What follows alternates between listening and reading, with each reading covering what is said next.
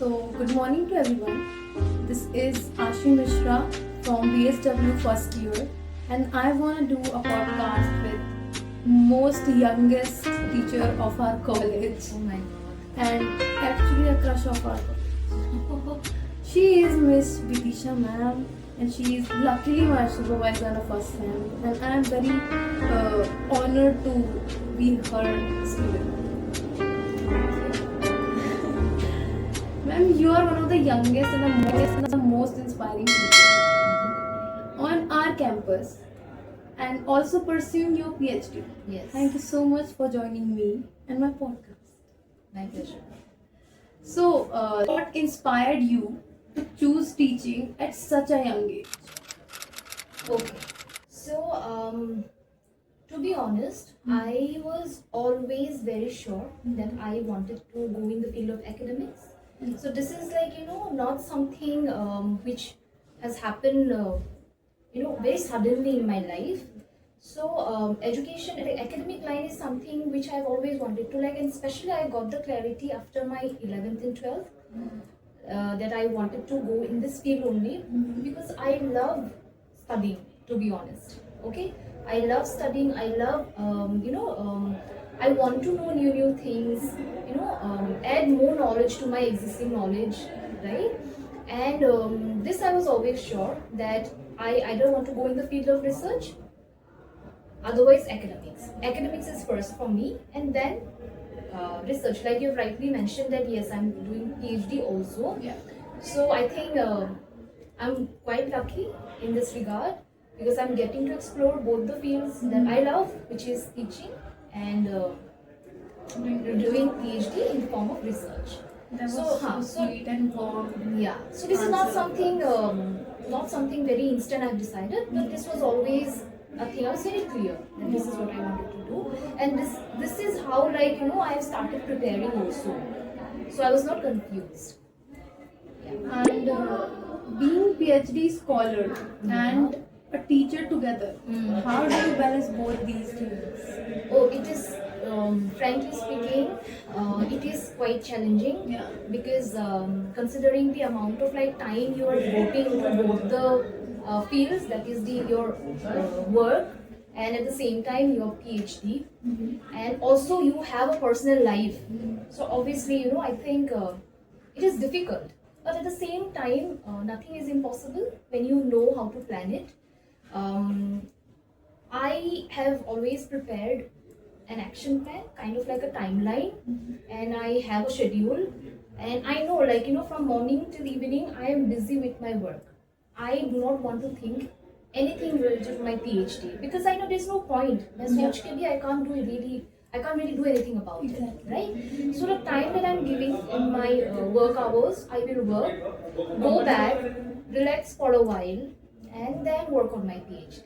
Of course, it is quite challenging, but I think there is a way. You need to learn how to manage time. Time management is the biggest thing, and setting your priorities right. That's also quite important. When you know, okay, if you have some time time to yourself, that you want to meet your guide, but you have some time to meet your guide, probably then you can focus more on the work, and then eventually then plan, okay, the time you're going to meet your guide, probably you can give more importance to your PhD, do the task that is required for you to complete, and then probably you can go. So it's all about time management, setting the priorities, and having a proper timeline of finishing your deadlines or meeting your targets, small targets. That way you can balance both probably. And that was so clear and compassionate answer. It is like for the youngsters like Yeah. me and our upcoming generations, they are quite very creative and they are involved in too many places. True. As I am also struggling with the time management thing, and in the first time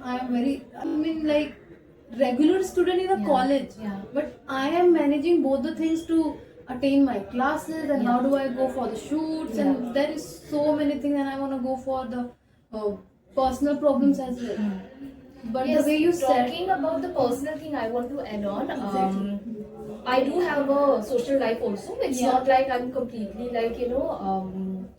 consumed with work and my PhD Yeah. all the time. Of course, I have my social life. I do have a personal life of my own. Sundays are free for me. Sundays I am never going to do anything else. I just chill. Just a second. No, just a second. I just relax, and I do go out with my friends and my colleagues, and have some good time with them, because this is also required, Exactly. right? And Rejuvenation. yes, and you do not really have to sacrifice everything for what you are doing devotedly time being. You don't have to sacrifice your personal or your social life. Of course, you should just take one day maybe, or half a day, Yeah. for all your social meetings and everything. And yes, you can have fun also simultaneously, I believe. It's very important to take a It break. is. Otherwise, you You'll will be not exhausted. function as a normal human being. You will become a machine otherwise, right? So, yeah, I think everything is all about like planning and prioritizing your tasks and your whatever like meetings are coming up. That's what I would think. And what do you think? Like, you are not that aged to tell me all these things. Now, how but can you say that? Like, what if I am aged? No, you are not. Like, I know that you are not. But I think you're way eligible and fitting the criteria to discuss about these things to us.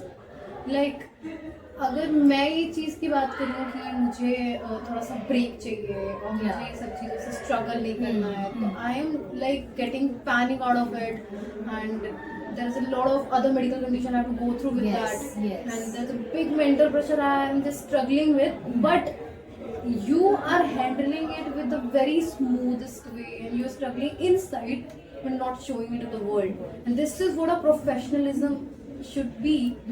And I think this will this kind of personality and mindset I have to get, and the control I have is nothing, but the you have is just calmness, the composed thing. I think I will get that when I'll get it in your space. That is what I'm trying to talk Yeah. about. It's just not about after reaching a point in life, but also I believe like if you get the right guidance Yeah. throughout, that also helps. For example, now if you need certain kind of guidance regarding how you want to manage your time, for example, so you're always welcome, and you're always welcome in my cabin. You come and you talk to me, Yeah. probably, right? So that way, obviously, I can guide you, because even I was a student at some Yeah. point, right? Like a bachelor's. So I have also managed somehow then also, right? So that's what, like, sometimes if you need any kind of advice, you're always free to come. Like, feel free to come to me. I can probably help you in some way, probably. May you help me in so many ways, ma'am. Like, well, not only me, but there are so many other students too that she's very inspiring and helpful and the kindest teacher I've ever seen.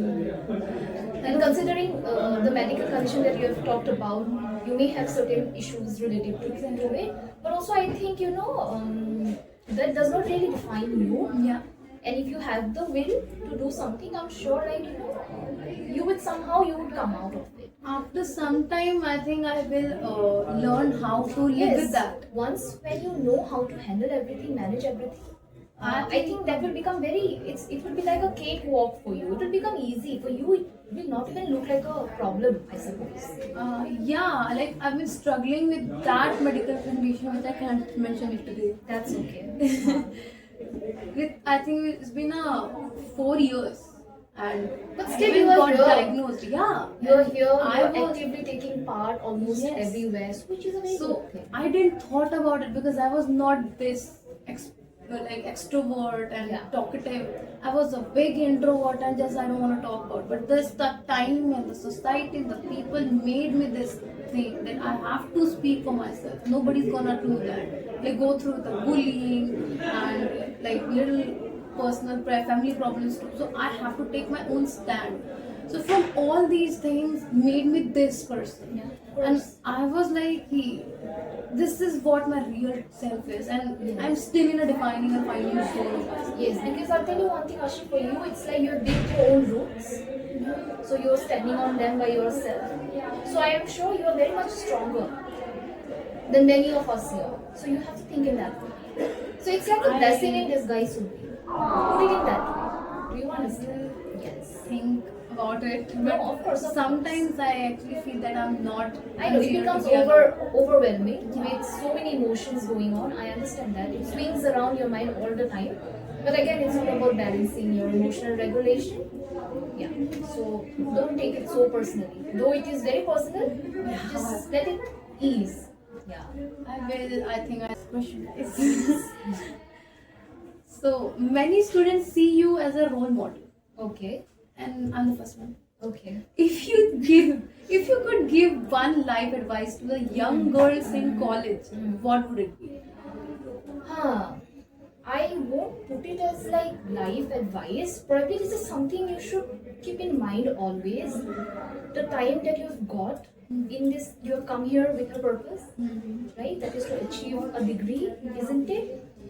No matter whatever you are doing, wherever you are engaged at the moment, you will have to take your academics along with you. Because sometimes what happens is that we tend to forget because we can indulge in the society So, work, this, yeah. that, extracurricular activities, and then we end up neglecting our studies, Yeah. right? The main thing that you have come for.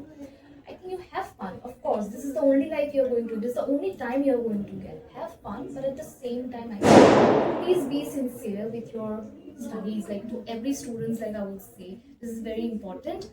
Academics is important. This is your main purpose, which you have come for actually, and then simultaneously also enjoy. But don't neglect your studies.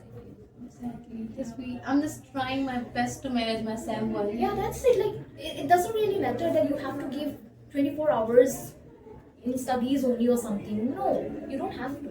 Just maybe 1 hour in a day. I don't think so. Many of the students are doing that. Not even 1 hour, right? Maybe just 1 hour. I will. This is important. First student from PSW, I genuinely admire your teaching style. Okay. Did you always want to teach social work back, or did life push you into it? To be honest, it's social work. I got clarity. I know I was never a student of science. I was born to be a student of humanities.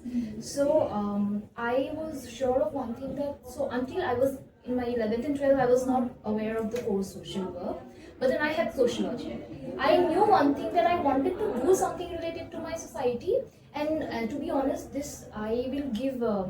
Maybe like not full credit, but yeah, a little bit of the credit to my father also. He was somebody who was a very social person, so I have seen him like not donating something, not nothing like that, but I've seen like him treating people coming from almost every section of the society equally. This is what I've seen from my childhood. So that is something I have always had in my mind. I want to be like him or do things like how he did. And that's how I went in the field of sociology. I had sociology for my 12th, matlab humanities basically. And there I got to interact with the society because we did have projects and all, and that literally did foster kind of like interest in me that maybe I want to go in this field only. And then eventually one of my father's friends, he happened to tell me about this course, and then I did a little bit of research on it, and then one of my friend also told me about it.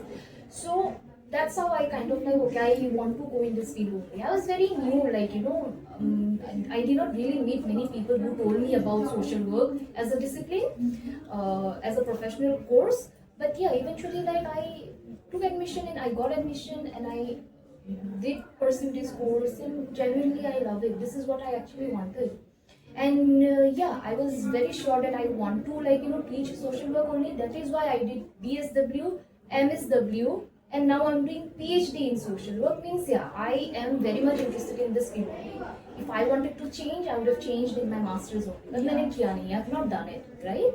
So yeah, I was very sure about it. And yeah, the core papers also I'm teaching for my students here. That is social welfare administration paper. It's a very interesting paper. Sometimes if you all get some time, you can read upon it for sure. And VAC social work, I'm taking social and emotional learning paper. Yeah, like you've talked about the teaching method, I believe in more than the theory. I think the practical exercises matters a lot. I mean, it kind of gives some kind of time to the students to do a lot of thinking, and that is very which is very important. I think theory, everybody can go back and read, Yes. right? Sit in a room, that's okay, you can read. Of course, theory is also important, but blend of both theoretical perspective and practical perspective is very much important to make the class more interesting, I think. Yeah. She always gives us the activities to think and Because analyze brains- ourselves. Yes, brainstorming is very important. Exactly. Yeah, it is very important. Very important, brainstorming. And why do you want your brain to sit idly when it can actually function and work so much, right? Yeah. So that's what I think. Exactly. Is there any funny or memorable moment with a student you will never forget? Um, Not funny or memorable, of course, almost every day because yeah, like I love the way the students come and like greet me. I love the way the students respect me. I think this is very important, and that itself makes your day, right? If the student waves at you, smiles at you, and greets you so sweetly, that itself makes your day. And every small things I think are memorable for me.